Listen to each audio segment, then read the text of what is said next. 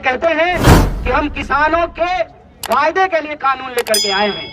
मुझे एक बात बताइए, हिंदुस्तान के इतिहास में ये पहली बार हो रहा है कि ये किसानों के फायदे के लिए बिल लाए हैं।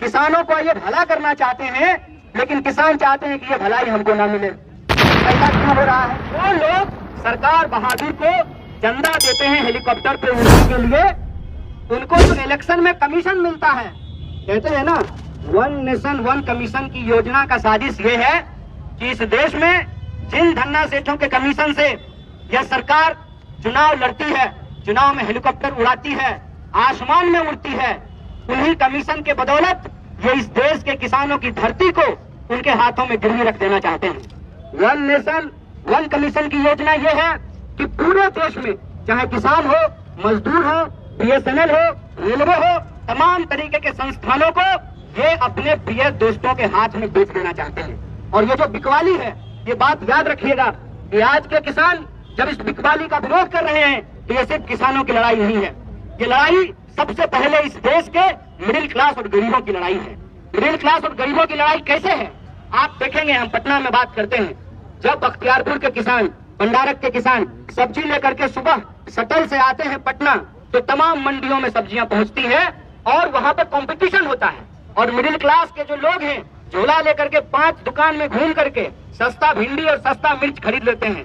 लेकिन जब किसानों की खरीद फरोख्त का अधिकार एक कंपनी के हाथ में होगा, तो जैसे इस देश में आपको याद होगा कि बीएसएनएल जब रेट तय करती थी, बीएसएनएल के पास जब लाइसेंस था तो प्राइवेट कंपनियां कंपटीशन में फ्री जियो धनाधन करा रही थी।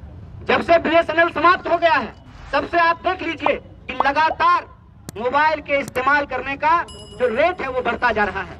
मैं यही कहना चाहता हूं कि इस पूरी की पूरी लड़ाई में एक बात है कि अगर दूसरे उत्पाद को उपजाने वाले या बनाने वाले जो लोग हैं वो उसका एमआरपी तय कर सकते हैं, तो क्या किसान अपने फसलों का एमएसपी नहीं तय कर सकते हैं?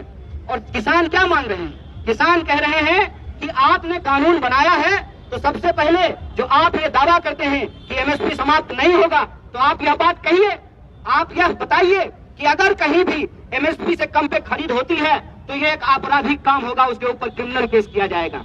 आप बिहार का उदाहरण लेकर के देख लीजिए, तमाम फसलों का जो एमएसपी तय किया जाता है, उस एमएसपी से नीचे धान की खरीद होती है, मक्के की खरीद होती है, गेहूं की खरीद होती है। अभी तो सिर्फ कुछ अनाजों का एमएसपी तय किया जाता है। मैं कहता हूं कि हम सिर्फ अनाज खा करके जिंदा नहीं रहते हैं, हमको तेल की जरूरत पड़ती है, हमको टमाटर की जरूरत पड़ती है, हमको सब्जियों की जरूरत पड़ती है। क्या किसी भी चीज का एमएसपी तय किया जाता है?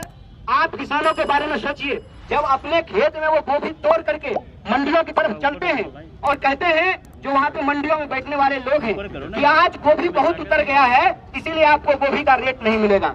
इतना कम रेट मिलता है किसानों को कि कई बार वो खेत में ही फसल छोड़ देते हैं। ये जो इस देश में अन्नदाताओं के साथ इतना बड़ा अत्याचार हो रहा है, और इस अत्याचार में जो सबसे साजिश वाली बात यह है कि इस देश में नारा लगा जय जवान जय किसान।